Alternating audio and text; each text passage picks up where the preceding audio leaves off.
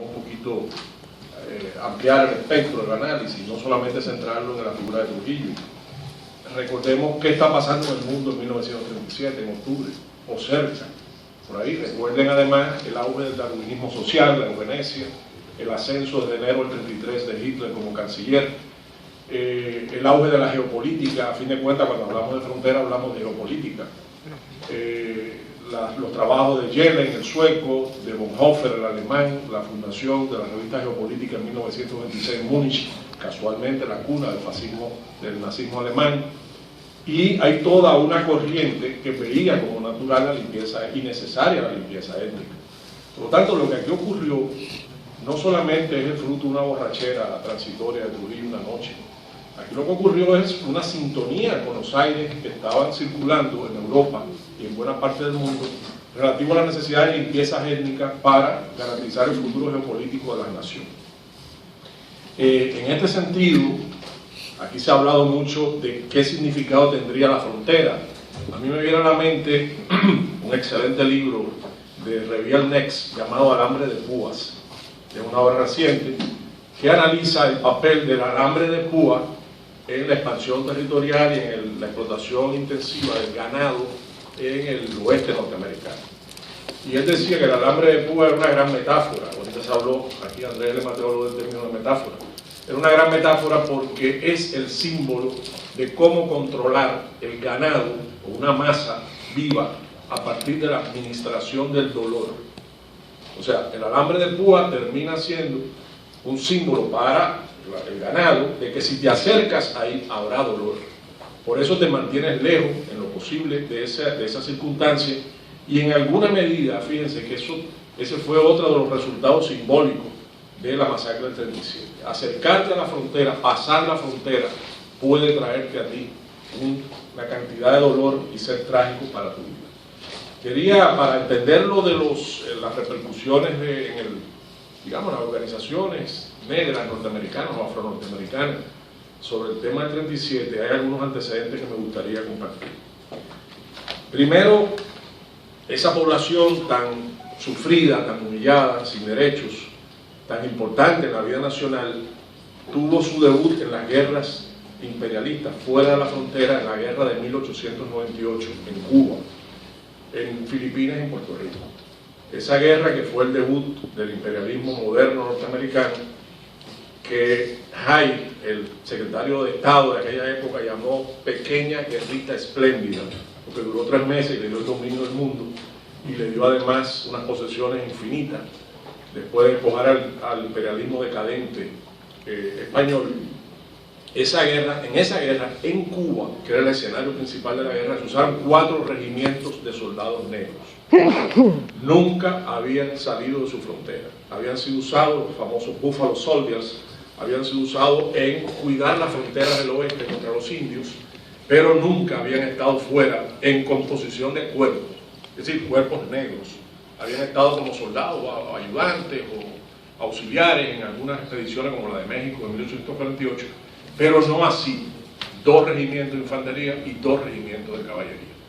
¿Y qué se encontraron en Cuba? Se encontraron a los mambises, a los libertadores, en la parte oriental del país. Ellos desembarcaron por Daiquiri y los principales combates tuvieron alrededor de la ciudad de Santiago de Cuba. Este quinto cuerpo, que era una especie de reflejo de todas las contradicciones raciales de los Estados Unidos, tuvo a estos soldados en primera línea.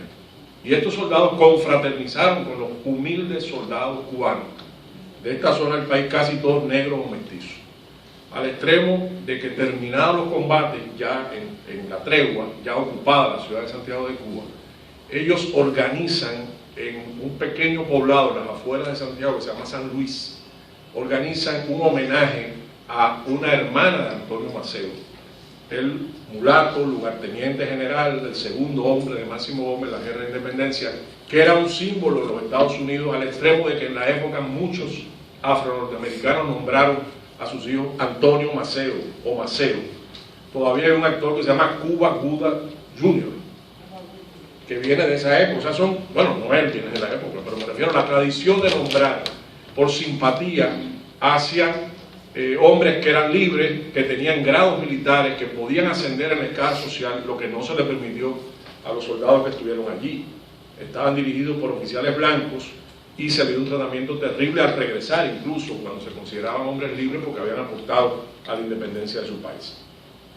Eso creó un interés hacia el Caribe. Eso creó en ese grupo de presión norteamericano que tenía sus periódicos propios, que tenía sus representantes en algunas instancias políticas, que tenía conferencistas que opinaban, periodistas, una especie de corriente de simpatía, repito, hacia lo que pasaba aquí en esta zona del Caribe. Y hay que decir que cuando ocurre en Cuba esa masacre que se mencionó hoy en la mañana, la masacre del Partido de los Independientes de Color en 1912, que es un antecedente interesante de esta masacre, esa masacre tuvo mucha repercusión negativa en los Estados Unidos a partir de ese grupo de presión negro o afro-norteamericano. Quiero recordar que esa masacre se debió a que existía, después de la Guerra de Independencia, el racismo se extendió también a los veteranos de la Guerra de Independencia. Quiere decir, en la guerra eran iguales. Terminada la guerra, los oficiales blancos, las personas más educadas, más ricas, en muchos casos ascendieron socialmente y estos quedaron en un nivel de inferioridad, al extremo de que un general como Quintín Banderas, el jefe de la infantería, Antonio Maceo, en la invasión hacia Occidente, termina como basurero, recogiendo basura en la calle. Entonces, eso provoca que este partido, se crea el Partido de los Independientes de Color, sobre todo con ex soldados, ex oficiales del Ejército Libertador agraviados por la situación. Ese partido comete el error de alzarse en armas contra el gobierno del general José Miguel Gómez, liberal. Digo comete el error porque fueron cortejados por los conservadores para dañar el gobierno de Cuba. Y el 20 de mayo de 1912 hacen lo que llamaron una protesta armada, es decir, van al monte y en algunos puntos del país se alzan en armas contra el gobierno de Cuba. ¿Qué provocó eso? Bueno, el pretexto para una masacre, hubo desembarco de tropas norteamericanas, hubo 5.000 muertos. No solamente entre los que se habían alzado, sino también entre mujeres, niños, ancianos, que se encontraron en los campos, en las ciudades, se reprimió mucho también. Y ese es un antecedente. Y es interesante porque un protagonista en la parte oriental de esa masacre fue luego un cercano amigo de Trujillo. Estoy hablando del comandante Arsenio Ortiz Cabrera, conocido como el Chacal de Oriente. Un hombre que en aquel momento, del año 12, era un joven teniente de la Guardia Rural, también formada por los norteamericanos en Cuba, como la de aquí. Era un joven teniente que se destacó en la ferocidad con que reprimió a la gente en el campo, en la zona oriental, en la Maya, en la parte cercana a Santiago de Cuba, incluso que entraba a la ciudad con las orejas cortadas de los muertos. Este hombre, hay una leyenda de que conoció a Trujillo en un viaje de un joven oficial Trujillo a Cuba, a visitar una hermana, y que intimaron, él era el jefe de la Guardia Rural en Palma Soriano, un pueblo cerca de Santiago también, intimaron. Sea cierto o no, este hombre alcanzó una relevancia en la dictadura de Machado, que cae por una revolución popular el 12 de agosto de 1933, pero ya él habían tenido que sacarlo del país por los numerosos crímenes cometidos en la región oriental. 45 muertos en 90 días, incluso lanzados los cadáveres en las calles de la ciudad. Este hombre, que termina en la Alemania fascista, en Hamburgo, luego pide al Machado que hable con Trujillo para traerlo para acá, viene para acá, y a pesar de las solicitudes de extradición de los gobiernos cubanos, varios que se sucedieron, Trujillo lo protegió, incluso lo esconde en la Hacienda Fundación. Este hombre muere tranquilamente aquí en el año 49, paradójicamente abuelo de un revolucionario dominicano del 14 de junio, muerto en San Francisco de Macorís, Arsenio Ortiz Ferrán. Y ahí hay una filiación interesante que había que profundizar, o sea, cómo ese hombre pudo haberle contado a Trujillo, pudo haberle transmitido las técnicas de control represiva hacia la población para dar un escarmiento y que nunca más ocurra. No digo que eso haya decidido nada, lo que estoy indagando es en las márgenes de las decisiones que se toman en un momento histórico determinado. Lo cierto es que, ocurrida la matanza, empiezan las protestas en los Estados Unidos.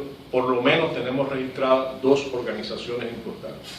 Una es el Congreso Negro Americano, las siglas son ANC, el American Negro Congress, y la otra es la Asociación para el Avance de la Gente de Color.